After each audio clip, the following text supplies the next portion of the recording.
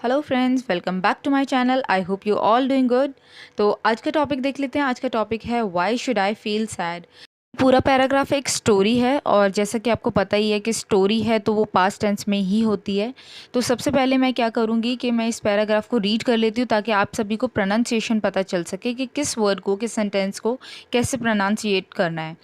Okay, तो चलिए let's get started. Why should I feel sad? Once there was this guy who was in love with a girl. She was not the most beautiful and gorgeous, but for him, she was everything. He used to dream about her, about spending the rest of life with her. His friends told him, "Why do you dream so much about her when you don't even know if she loves you or not? First, tell her your feelings and get to know if she likes you or not." He felt that was the right way. The girl knew from the beginning that this guy loves her. One day, when he proposed, she rejected him. His friends thought he would take alcohol, drugs, etc., and ruin his life, but they were surprised. He was not depressed. When they asked him how was it that he is not sad, he replied, "Why should I feel bad? I lost one who never loved me, and she lost the one who really loved and cared for her." Moral: true love is hard to get. Love is all about giving to other person without greed of gaining anything in return. If other person rejects it, it's him, her who will be losing the most important thing in life. So never feel dejected. तो अब मैं आपको इस paragraph का meaning explain कर देती हूँ। Why should I feel sad, इसका मतलब है वाई। वाई का मतलब होता है क्यों। वाई शुड आई, मैं बुरा फील क्यों करूँ। Once there was this guy, एक बार। वंस का मतलब है एक बार। देयर यानी देयर वॉज, एक लड़का था। There was this guy who was in love, जो कि प्यार में था, with a girl. who was in love with a girl. She was not the most beautiful. वो सिर्फ ब्यूटीफुल और गॉर्जियस ही नहीं थी, बट फॉर हिम, लेकिन उसके लिए शी वॉज एवरीथिंग, वो सब कुछ थी। ठीक है, she was not the most beautiful and gorgeous, but for him she was everything, उसके लिए वो सब कुछ थी। He used to dream about her, about spending the rest of life with her. तो ही यूज टू किस कंटेक्स्ट में लगता है? यूज टू हम तब लगाते हैं जब हम बोलते हैं ना कि हम ये काम किया करते थे, बचपन में हम खेला करते थे या स्कूल जाया करते थे, तो उस कंटेक्स्ट में हम यूज़ करेंगे यूज टू। यानी ही यूज टू, वो ड्रीम देखा करता था उसके लिए, अबाउट हर, अबाउट स्पेंडिंग, और वो और क्या क्या सोचता था? About spending the rest of, वो सोचता था कि वो अपनी पूरी की पूरी लाइफ जो है वो उस लड़की के साथ बिताएगा। हिज फ्रेंड टोल्ड हिम, यानी उसके फ्रेंड ने उससे पूछा, उसे बताया, बोला, वाई डू यू ड्रीम, मतलब उसे बोला कि तुम इतना उसके बारे में क्यों, why do you dream so much about her, तुम उसके बारे में ड्रीम क्यों लेते रहते हो। When you don't even know, जब तुम्हें ये पता भी नहीं है कि वो तुमसे प्यार करती भी है या नहीं। When you don't even know if she loves you or not. एक और चीज़ आप देख सकते हैं कि यहाँ पर इफ़ लगा हुआ है और लगा हुआ है, if she loves you or not. तो ये हम तब यूज़ करते हैं जब हम बोलते हैं हमें पता नहीं होता कि हाँ है या ना है, तब हम इफ़ लगाते हैं कि पता नहीं है कि लड़की तुमसे प्यार करती भी है या नहीं करती है।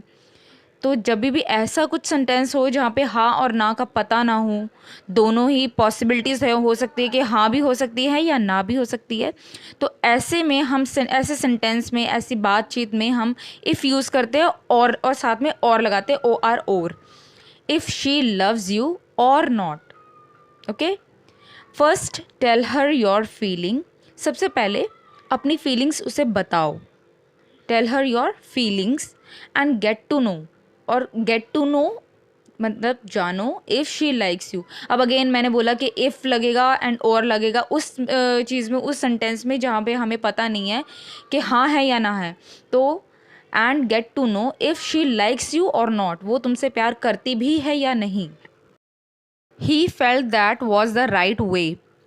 फेल्ट मतलब, अब फील का ये पास्ट टेंस है, सेकेंड फॉर्म है फेल्ट, यानी उसने ऐसा फील किया। पास्ट में जब बात हो रही है तो फील का क्या हो जाएगा, फेल्ट हो जाएगा। ही felt that was the right वे, उसने ये फील किया कि यही सही तरीका है, यही सही टाइम है। The girl new from the beginning, अब नो, नो KNOW नो, यानी ये प्रेजेंट में यूज़ होता है और इसका पास्ट फॉर्म क्या हो जाएगा, सेकेंड फॉर्म न्यू हो जाएगा। तो द गर्ल न्यू, लड़की जानती थी, the girl new from the beginning, शुरुआत से ही वो जानती थी, that this guy loves her, कि ये लड़का उसे प्यार करता है, लव्स हर। अब one day when he proposed, एक दिन व्हेन ही, जब उसने उसे प्रपोज किया, पास्ट में बात हो रही है तो प्रपोज का क्या हो जाएगा, proposed. One day when he proposed she rejected him, again reject का क्या होगा, रिजेक्टेड हिम, क्योंकि पास्ट की बात हो रही है, she rejected him. Next line है, his friends thought he would take alcohol, drugs etcetera and ruin his life. His friend thought, अब यहाँ पे वुड का यूज़ देख लीजिए कि वुड कैसे यूज़ करना है, कहाँ पर यूज़ करना है। वैसे तो वुड का मल्टीपल चीज़ों पे यूज़ होता है, अलग अलग सेंटेंसेस पे यूज़ होता है, बट यहाँ पर किस कंटेक्स्ट में यूज़ हो रहा है वुड, जब पास्ट की बात हो रही हो, जब भी अभी यहाँ पे पास्ट की बात हो रही है, जैसे हिज फ्रेंड थॉट, यानी कि उसके फ्रेंड्स ने सोचा, थिंक का क्या है, थॉट। तो जब पास्ट में कुछ सोचा, उन्होंने ये सोचा कि अब जो है उनका फ्रेंड जो है वो अल्कोहल लेने लगेगा, ड्रग्स लेने लगेगा, ऐसी ऐसी चीज़ें करके खुद को बर्बाद कर लेगा। तो ये चीज़ उन्होंने पास्ट में सोची कि वो ये काम करेगा। ठीक है, जब पास्ट में ऐसी चीज़ यूज़ हो रही हो, कुछ भी कोई सेंटेंस जो है वो पास्ट का है जिसमें हम विल का यूज़ कर रहे हैं, तो वहाँ पे विल की जगह वुड लगेगा। जैसे हिज फ्रेंड, उसके फ्रेंड ने सोचा, ही वुड, कि वो विल का क्या हो जाएगा, वुड हो जाएगा, ही वुड टेक एल्कोहल। अगर यही बात अभी प्रेजेंट में बोली जाए कि हिज फ्रेंड्स थिंक, या उसके फ्रेंड सोचते हैं कि वो ऐसा कुछ करने लगेगा, या फिर राम खाना खाएगा, तो हम क्या बोलेंगे, राम विल ईट फूड। लेकिन जो चीज़ पास्ट में बोली गई है कि हिज फ्रेंड थॉट, जैसे सोचा, तो पास्ट में जब यूज़ करेंगे तो विल का वुड लग जाएगा। His friends thought he would take alcohol, drugs etcetera and ruin का मतलब होता है बर्बाद, बर्बाद करना, तो वो अपनी लाइफ को बर्बाद कर लेगा। बट दे वर सरप्राइज, लेकिन वो सब सरप्राइज थे, शॉक थे, हैरान थे। ही वॉज नॉट डिप्रेस्ड, वो डिप्रेस था ही नहीं, उनका फ्रेंड जो था वो डिप्रेस था ही नहीं। When they asked him how was it that he is not sad, जब उसके फ्रेंड्स ने when they asked him how was it, जब उसके फ्रेंड्स ने पूछा कि ऐसा कैसे हुआ कि तुम सैड नहीं हो, तुम दुखी नहीं हो, तो उसने रिप्लाई किया, ही रिप्लाइड, उसने रिप्लाई किया, why should I feel bad, उसने बोला कि मैं बुरा क्यों फील करूं। आई लॉस्ट वन, लॉस्ट का मतलब होता है खोना, आई लॉस्ट वन, मैंने उसे खोया है, हु नेवर लव मी, जिसने मुझे कभी प्यार नहीं किया। She lost the one who really loved and care for her, और उसने उसे खोया है जिसने उसे बहुत प्यार किया, एंड केयर्ड फॉर हर, यानी जिसने उसकी बहुत परवाह करी है, परवाह की है। मॉरल क्या है इस स्टोरी का, शिक्षा क्या है स्टोरी की, true love is hard to get, सच्चा प्यार पाना मुश्किल है।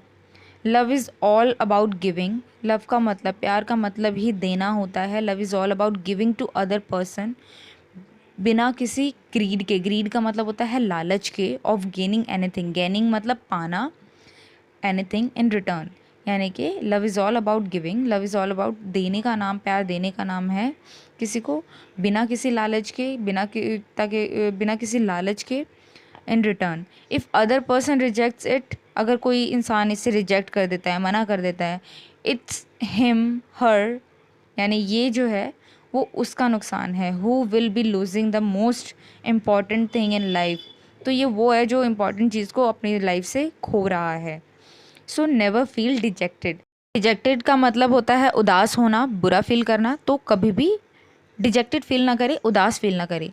तो चलिए फ्रेंड्स, आई होप आपके लिए ये वीडियो हेल्पफुल रही होगी। अगर आपको ये वीडियो पसंद आई है तो जल्दी से मेरे चैनल को लाइक, शेयर एंड सब्सक्राइब कर दीजिए। मैं आगे भी आपके लिए इसी तरह की वीडियोस लाती रहूँगी, जिससे आप अपनी रीडिंग प्रैक्टिस कर सकते हैं, अपनी इंग्लिश को इम्प्रूव कर सकते हैं, ग्रामर, प्रोनाउंसिएशन, वोकैबुलरी को इम्प्रूव कर सकते हैं। तब तक के लिए keep learning, keep reading and keep practising. Thank you for watching.